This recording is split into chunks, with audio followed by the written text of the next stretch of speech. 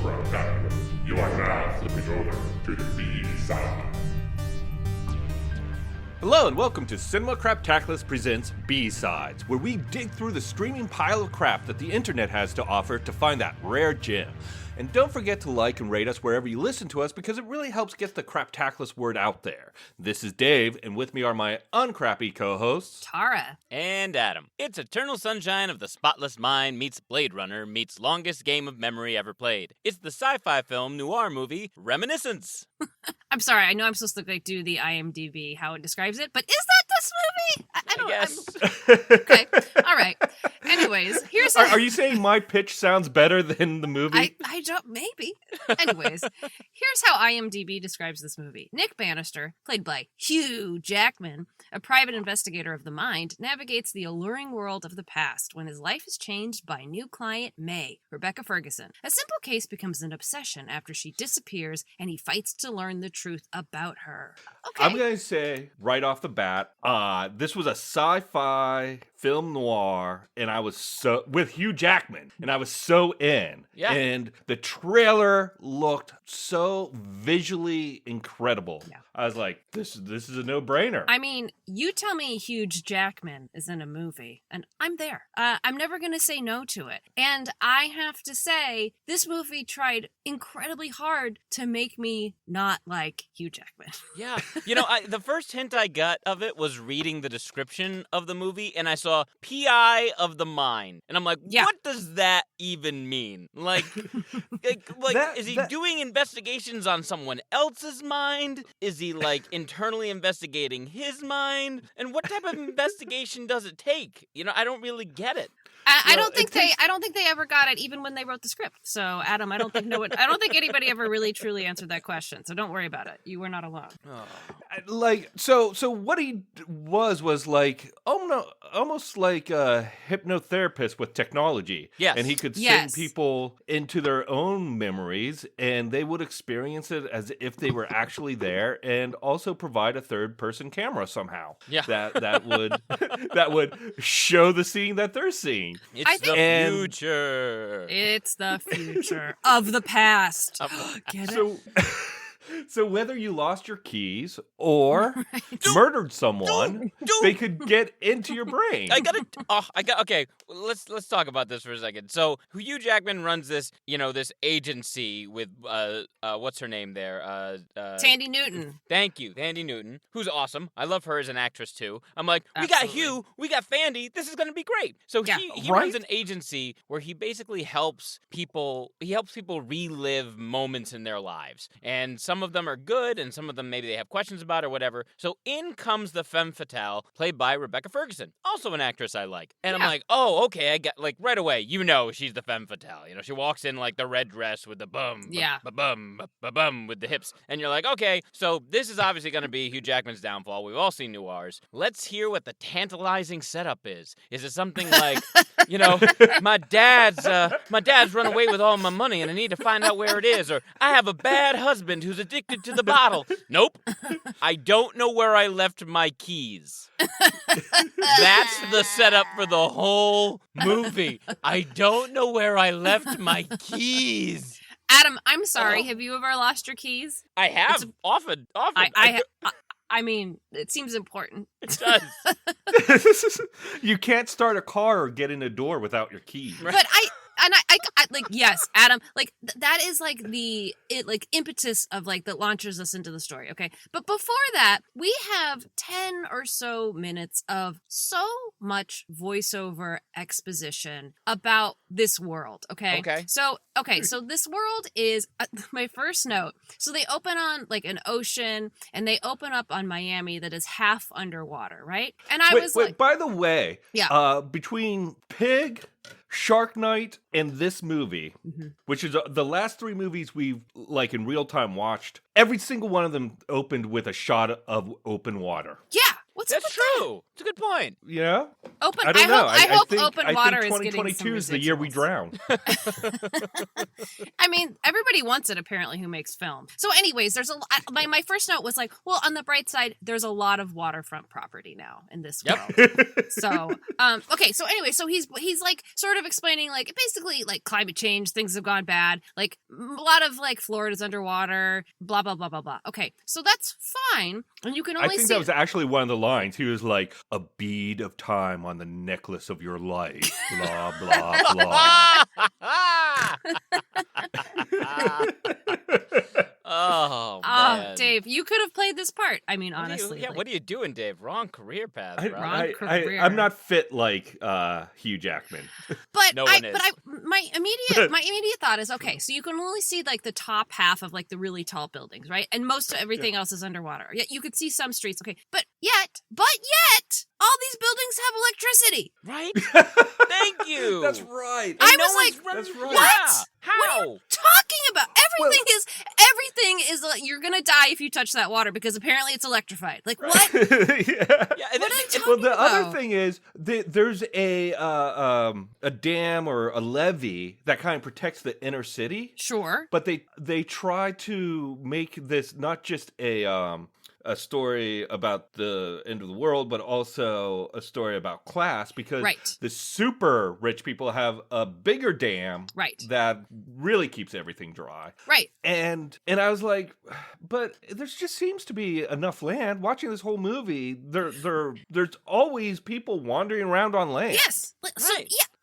So that was my immediate thought. Is like, okay, so this seems like a very important element of the story, except it's not, and it just makes me think like, oh, this was made to like torture actors and filmmakers and people holding cameras, because there's a lot of scenes where they're like, ankle deep in water yet again, and you're just like, I don't feel like this adds to it. And okay, and so then the other important element of this world is, so it's really hot out during the day. So I was like, oh, that's terrible humidity, like that's awful, right? So they say that the city has gone nocturnal. So people aren't awake during the day anymore. They're only awake at night. And yet, most of the scenes Hugh and May are in the daytime.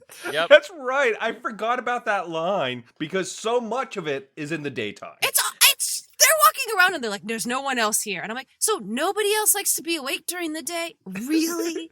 No one else is going out for a It seems to stroll? be the driest, most pleasant time. Yes. All of these elements that they're trying to introduce into the movie to make it more interesting, I think actually detracted from the movie. Take, for instance, the whole water 100%. element, right? Yes. Like, okay, so this is a classic, what's supposed to be a film noir, right? Right. Which means there's going to be a ton of scenes of, PIs driving around in those old school cars, with smoke coming out the window. But they don't have that because it's the future with water, which means they're all driving around in outboard boats with little putt-putt motors in the back, Yeah. which totally detracts from the atmosphere that they're trying to convey. It's like, I've never wanted to go into this part of the town again, but here I go.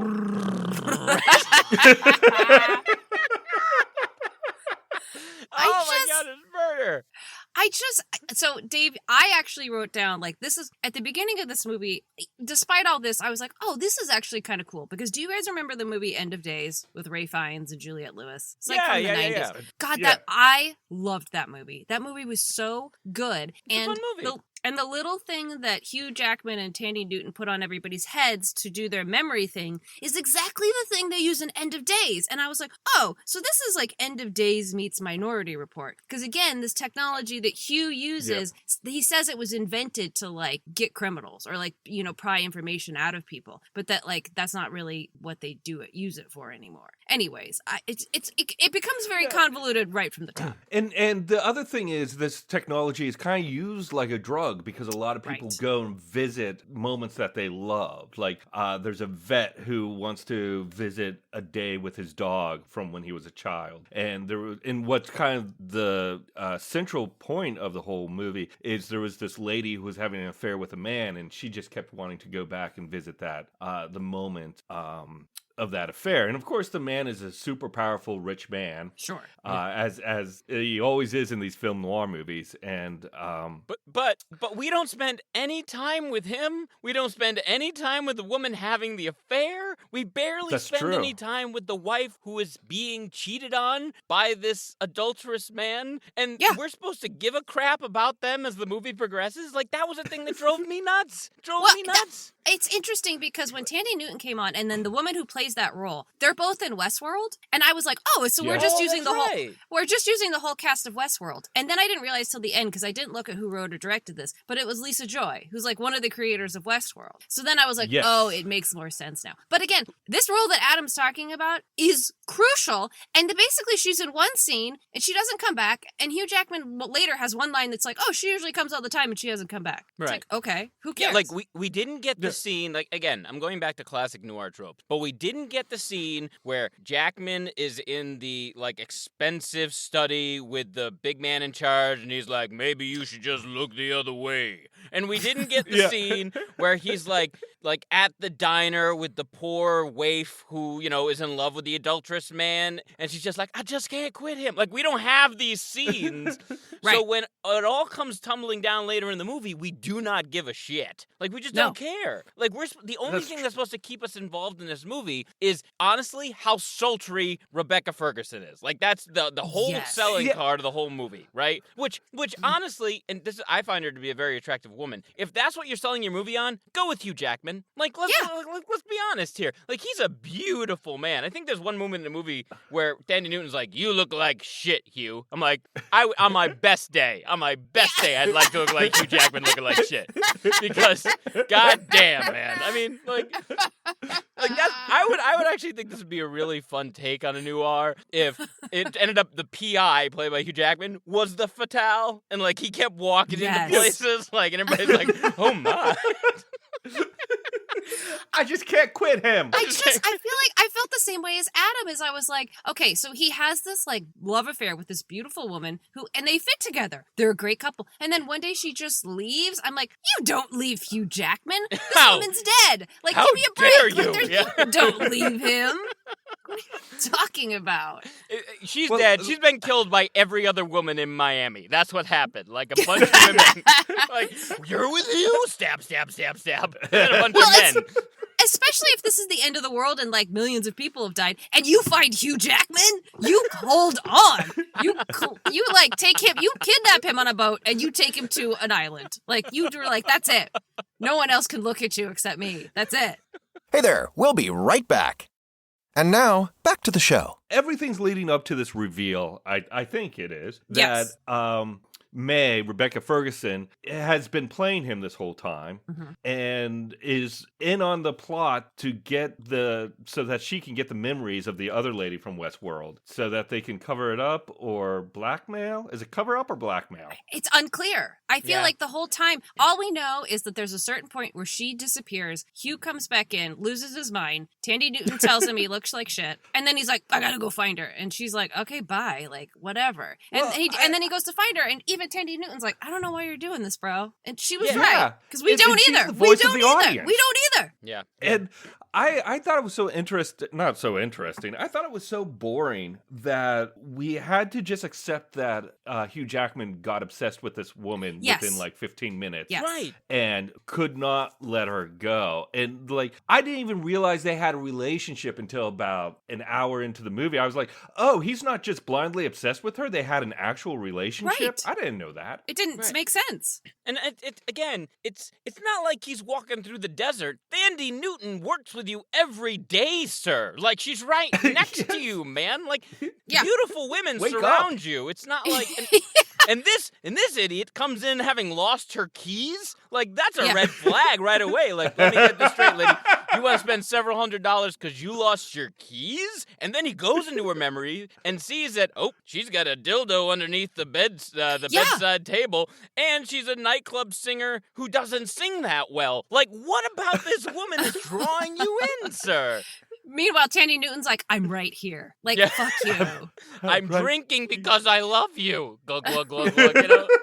That's right. Well, it's also Hugh Jackman starts using. I don't know if this was a reveal or just a happenstance in the watching of this movie. I'm not going to say plot. I'm just going to say the movie kind of like slid off the screen into my eyes in a certain order. Sure.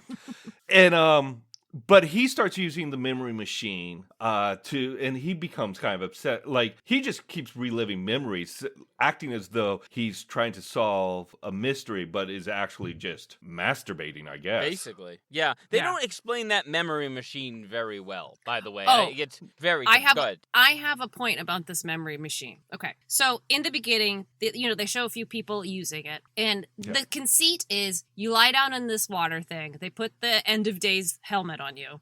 And and not only are you experiencing the memory again, but Hugh Jackman and Tandy Newton can watch it. It's like being projected to a screen in front of them. Mm-hmm. So I was like, okay, that's fine. But here's the thing, like, if you talk about real life, in memories, you don't see yourself in your memory. You see the memory of the thing you have, right? Like right now, if I'm remembering this moment, I remember seeing you guys looking good morning beautiful on my screen, right?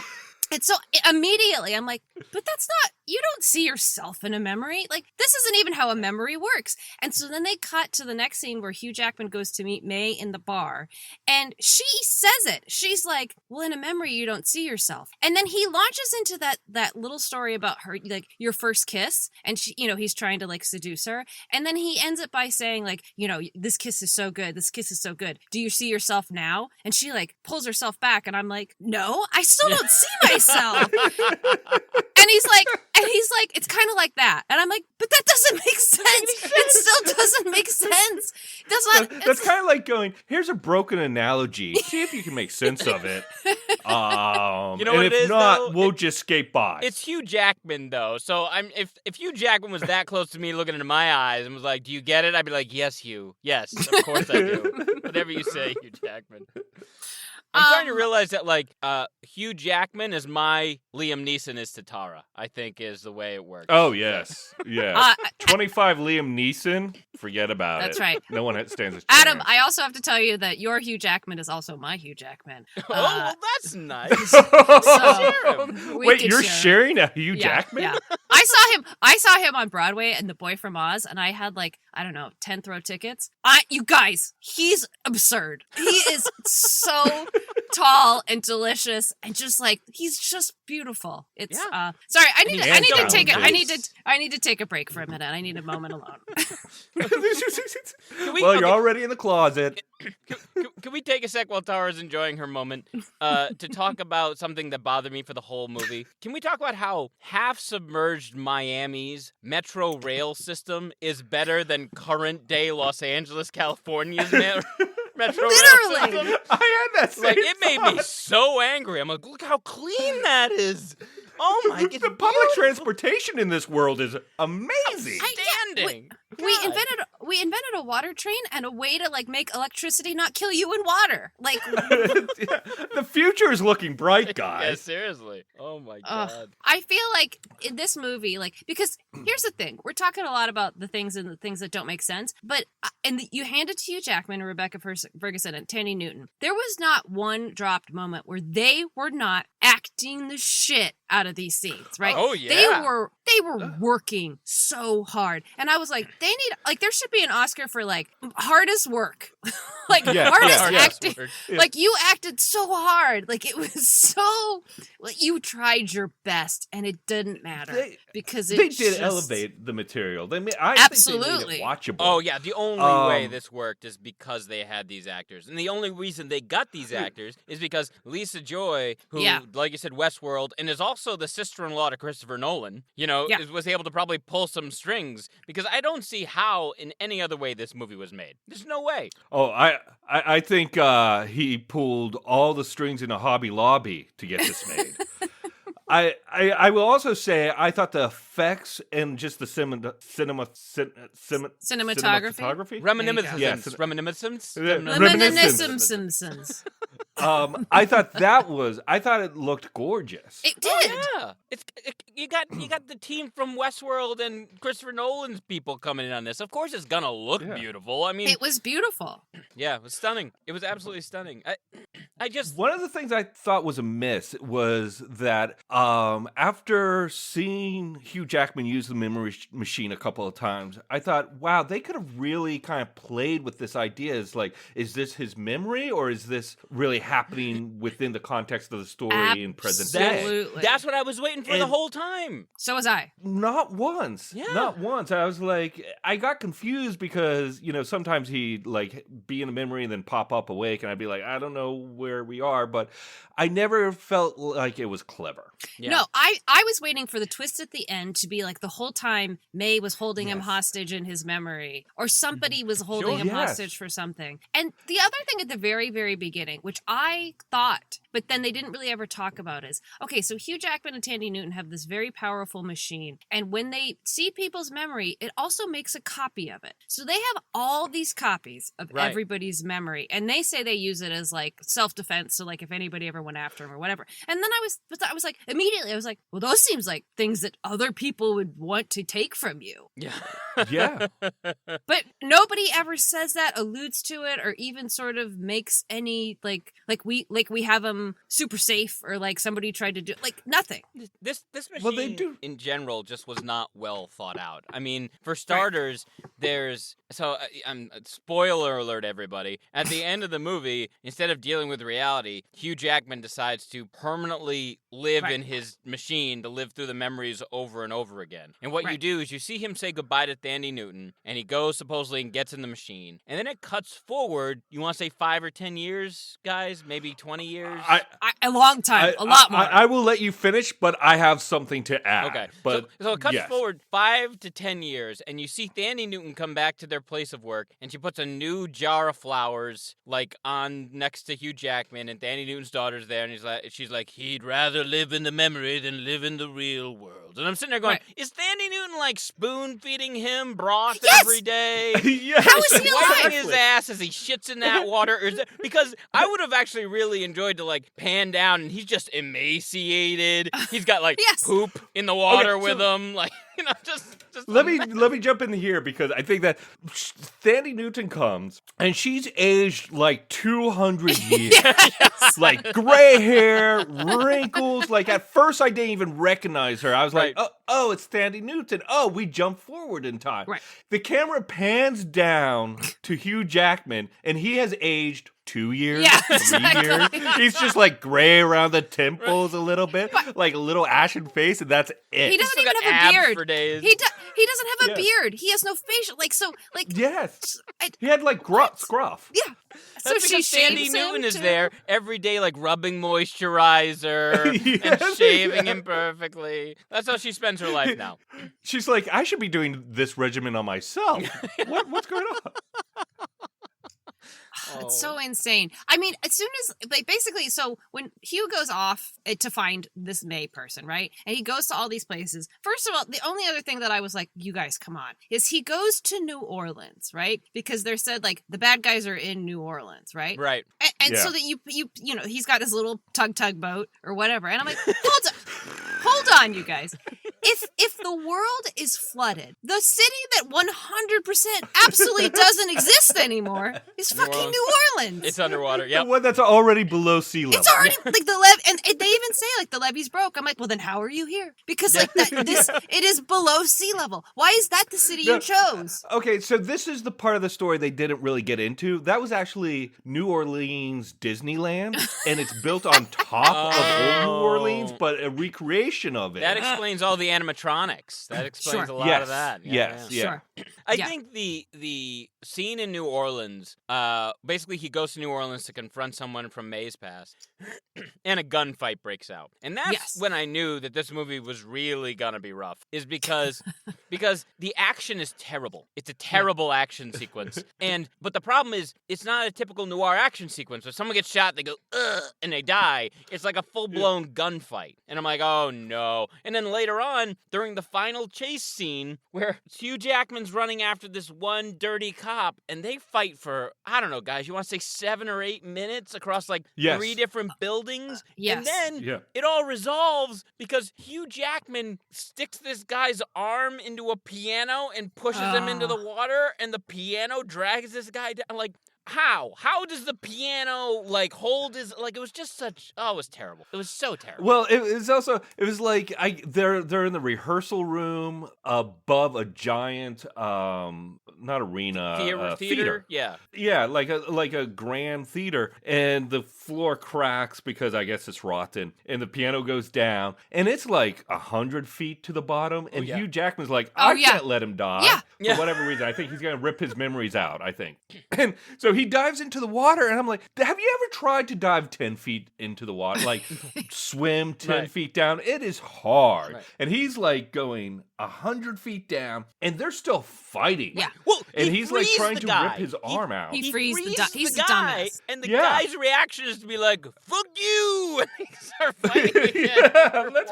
Fighting. He punches Hugh in the chest and knocks all the air out of him. And I was like, also, I guess in this world you grow fins now, because that's the only way I could. He was swimming so fast. He was swimming as fast as the piano was dropping. Right. And I was like, he was what's his face from Waterworld. Exactly. He had the gills now. Yeah. He evolved the gills. If you punched Hugh Jackman in the chest, your fist would shatter, sir. There would be no negative repercussions for Hugh. It would be you that would just be like, oh, which would have been actually really funny. If he punched the guy and then he was like, oh, and all the air escaped out of his lungs because he was yelling underwater. Like, that would have been a great fight. I would watch that fight scene. That's a fun fight scene. I think there should be a law. Like, government needs to create a law where if you're filming an action sequence underwater, the audience has to hold its breath the whole time that sequence is going on underwater. And if the audience passes out, you have to cut that sequence shorter. The worst part for me was the end of that sequence. So what happens is guy goes down with the piano, Hugh goes after him, frees him from the piano. Guy punches Hugh a bunch, which knocks Hugh away, which allows this guy to swim all the way back to the surface, while Hugh does that movie thing where he kind of like drifts and stares at the middle distance and remembers some crap and whatever, which gives this guy time to get all the way back to the surface. Yep. He gets out of the hole. He kind of sits there with his hands on his hips, and he's like, woo, swimming's hard. And then Hugh has his memory flashback, decides he doesn't want to die, swims to the surface without notifying the guy, gets out of the water without letting the guy know he's there, and then immediately kills him. Like, immediately. I'm like, why didn't you just let him die under the water? Like, what was... You didn't get any more information out of this guy. You didn't, I bet you there was a VO line that was cut that went something like that. No man should drown. You know? Okay, you know what though, Dave? I would have taken that because it's in water world, so they're like, no one deserves to. Like, that's the worst way someone could die. Yeah. I would have taken that. I totally would have taken that. I've seen too many guys die like this in the war. Something, I mean, they didn't shy away from voiceover in any other part of the movie because half of the movie was freaking voiceover.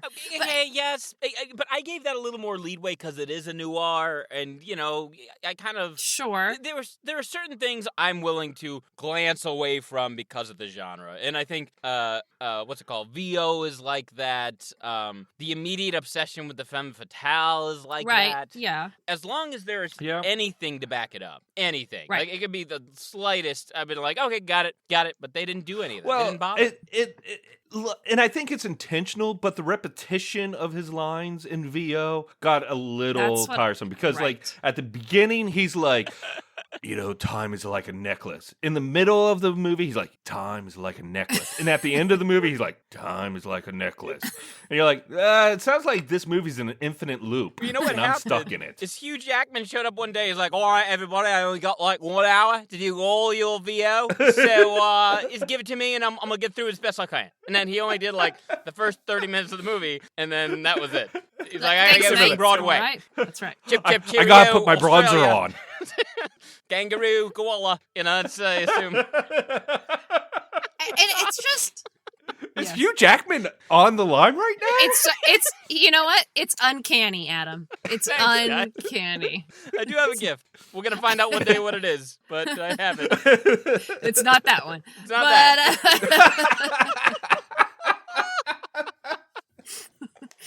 Oh God! But so he has this big fight, which is stupid, and then there's that guy, and so then not long after that, we sort of learn the twist of the random Westworld girl character at the end, in the beginning, is like the key to this movie, and you're like, wait, what? And then who's that kid? I literally was like, who are all these people? Okay, so this I figured this out. It took me a little bit, but I figured this out. So the rich guy in the city was having sex with this, a woman who was also from Westworld, and he got her pregnant and they had a kid, right? That much I got. Right, which makes him a heir to that guy's fortune. Right. And that guy's legitimate son did not want that bastard kid to get any of his money, so the legitimate son was hiring like the dirty cop and everybody to find and kill that kid. Which is fine. Yeah. That's all story points that are great. But we don't learn that till the last 10 minutes of the movie.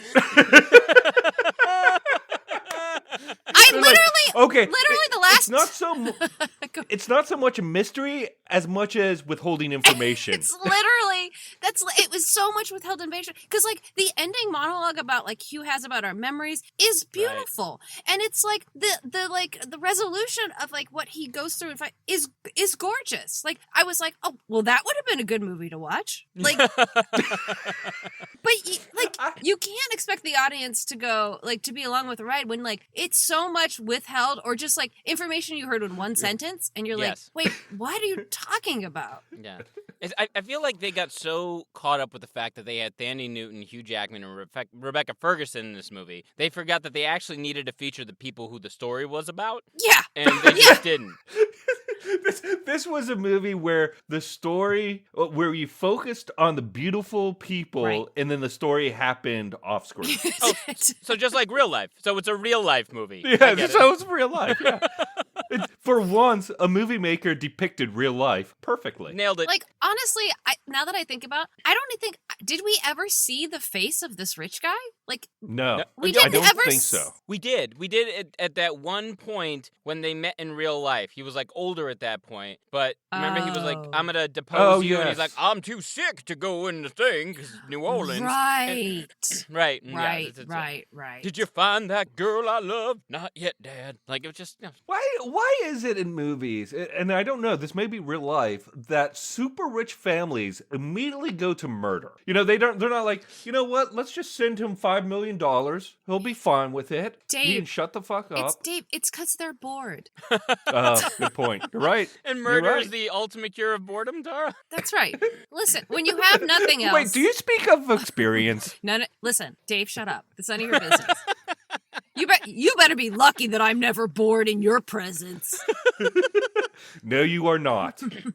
Look, guys, that's why so many murders happened in 2020. All right, just everyone was murdered. Everyone's bored. Everyone was bored. Yeah, they're rich and they're bored. So that's gonna be the next social media phenomenon. It's gonna be like murder talk, and it's just people murdering each other on social media. Well, I mean, you could only buy so many purses. You could only have so many assistants. What is next? It's like I actually like that idea of murder talk because then they can all be doing like poorly choreographed dance to popular music with like a body behind them, and they'd be like, and then people, imitating it and adding on. It's like the dog licking up the blood. Oh, look at my little fella! Look at him. I'm eating blood, Dad. I'm cleaning up your mess. It's a switch. We're not on social media, by the way, if you guys haven't figured that out. Yeah, we don't know what social media is. We post to it, but we don't watch it. We don't know what's going on. Are flip phones still a thing? Is that a thing? I'm sad for both of you. Tara is our social media maven. The rest of us are you know what? That's a sad state of affairs. That is sad. I think. Should we rate this? Yes, I think that's a great idea. Yeah. Okay. Wait, Dave. We don't reminiscence what the rating scale is. Reminiscence. Hold on. Let me get in a tub of water. Put a Ghostbusters brain scanner on my head, and bring it up. I'm making hand gestures. Yeah, it's really compelling. It's compelling for I'm a podcast. Svengali or something. Okay, so we have a 3-tiered rating scale. Cinema Craptacular, this is a must-watch. You must remember to watch it. Craptacular, totally watchable on a Sunday. You'll probably forget it in about 2 days. And utter crap, hard pass, Reminiscence. Does that play? Reminiscence. Wait, are we changing it today to Reminot instead of crap? Yeah, instead of utter crap, Reminiscence. Oh God! I mean, I'll jump on the little tugboat for this one first. This is so hard because, honest to God, Hugh Jackman could easily be one of my hall passes, and he's such a good actor, and he doesn't mess up movies, and I wonder if because he, when you're making a movie like this, I felt like the whole time he's like, I'm doing a good job. This is a good movie. And then he sees it and he's like, what did you do? Oi! Oi! Oh, God, is Hugh here again? It's so weird. Shrimp on the barbie! Anyways, I hear a great voice. I just see ugly. Aww. Oh, I'm Dave, too far. But I hate to see. I have to call this one utter crap. Sadly, I can't recommend. I watched the first 46 minutes of this movie, and I had to stop it because I couldn't take it, and I had to finish it another day. Like it was. Okay, I'm going to tell you something that I have not said yet. Uh-oh. Are you in this because movie? I feel guilty about it. Are you Hugh Jackman? I am here. Hold on. Rip. Ooh. This podcast. That was me pulling off my mask, not ripping off my shirt. Oh, good. Could you imagine if I just had the chest of Hugh Jackman? Like, it just cut off of him and just paste it on my... Murder talk! I've got Hugh Jackman's chest! So... Wow, we've gone way off the rails. Yeah. Yep. So when this movie first came out, it was, same day released in theaters and on HBO Max. And I was like, I am watching this movie. And I got 46 minutes in and I turned it off. Same as me? Yeah. I was like, ooh, that bored. 46-minute mark is tough then, apparently. I kept wandering around. Like, it's one of those movies where all of a sudden you're like scrolling through Instagram or you're like cleaning the dishes and you come back to it and you're like, I have no idea what's going on. And so I feel a little bit guilty about recommending it because I knew it wasn't good. Yeah. But here's the thing. It's like Hugh Jackman. I know. This spectacular world building, beautiful shots. Rebecca Ferguson, Tandy Newton. So much good. Yeah. And I'm shitting on the ratings a little bit here because I'm going to award it something it doesn't quite deserve, but I'm going to give it Craptacular because it's a unique, it's a new storyline in a world of reboots and remakes. And I like that I want to encourage more sci-fi film noir, even though I can't name one that I've liked so far. Like, I'm not a fan of Blade Runner. Oh. Not a fan of this movie, but every time it happens, I'm like, I'm there. So I'm going to give it a Craptacular minus and cheat a little bit. I am the tiebreaker. So I was going to give this movie, like, even if I hadn't seen the movie, I was going to start at a Craptacular because I love all the actors in it. And Dave, you're right. Like, visually, this movie's stunning. Like, it's a beautiful watch. Yeah. And I enjoy the world that they've created, even though I don't think they really do it justice. However, they do such a poor job at telling a story through the genre of noir, which is a genre I love, that I cannot give this a Craptacular. I have to give it another crap. Like, you know what then? If it had one or two more Hugh Jackman shirtless scenes, maybe I could bump it up to a Craptacular rating. But they just don't. They don't have enough. You know what I mean? Like, give me a nice love scene between Thandie Newton and Hugh Jackman. Or make Thandie Newton's daughter Hugh Jackman's daughter, and they have a past thing, or like give me a little more something, and I give this movie Craptacular. But I can't. It's utter crap. It's so hard. I feel like even the three, like anybody who like just read about this movie, saw the trailer, we're on board. We want this movie to be good, and it just. And I think I was trying to dissect it in my mind like 10 different ways of how it goes so wrong. And I just couldn't get past that, like, this script was not there. It was not ready. Yeah. You know what I was thinking as I was watching this movie is the same thing, especially when I found out it was Lisa Joy, which is Christopher Nolan's sister-in-law. I was like, oh, you know what? They don't give a shit about the audience. There's like that. they don't care about the audience and the story they're telling. What they care about is the elements that they want to look good. They care about the moments they want to polish and make clean, and they want to make these actors look really good in these moments. But in terms of like an overarching story or a journey they want the audience to go on, they don't give a shit about us. And that really frustrates me because, Dave, I agree with you. We need to see more original content created. But if this is the path it's going to go down to make that shit happen, like, nah, give me more Marvel. I mean, at least Marvel gives a shit about us when we watch it in the theater. I'm just going to say real quick, started Eternals last night, shut it off. I was so bored. Really? I haven't watched it yet. Yeah, I couldn't figure out what was going on. I didn't care what was going on. And that's my quick review of Eternals. Back to... It's Adam, I have to disagree with you a little bit. Because, do you watch Westworld? Do you guys watch Westworld? I watched the first season, which was based on the movie from the 70s, and I thought it was good. And it's based on a book, right? Right. I forget. I think Westworld, I watched all of it.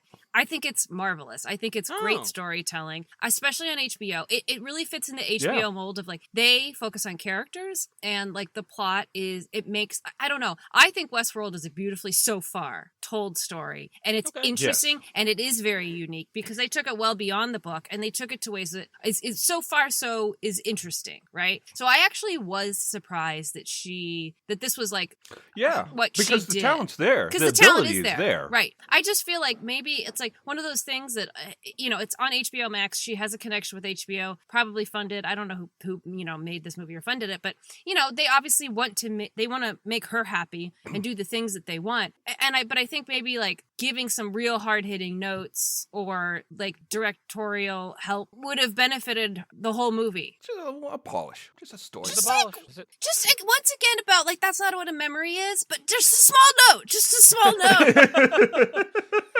But we already shot that scene. Hugh Jackman's done. He's back in Australia. We can't get him back. Yeah. Oh, no, flying He's across the filming world again. Wolverine 7. Okay. All right. Anyways. Anyway. Well, thanks for joining us on this B-Sides Cinema Craptacular's journey. This is Dave, and never forget, ever present with me are... Not Hugh Jackman, Tara.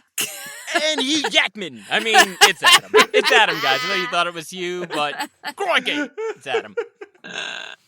And go ahead and jump into that streaming pile of crap, because you never know what you just might find. Craptaculous. Australian for beer. Right? No, isn't that a thing? I feel like I'm in Oz. Wait, Oz, you mean like the HBO prison drama? Yes. No. Yes. Well, a little bit of that, too. That's the one. All right. Stop it. All right. Thanks again for joining us on our Cinema Craptaculous Presents B-Sides Journey. Subscribe to Cinema Craptaculous on iTunes or Spotify. And if you weren't totally offended, or even if you were, please rate us on iTunes. It helps us get the Craptaculous word out there. And remember to like us on Facebook and follow us on Twitter @Craptaculous.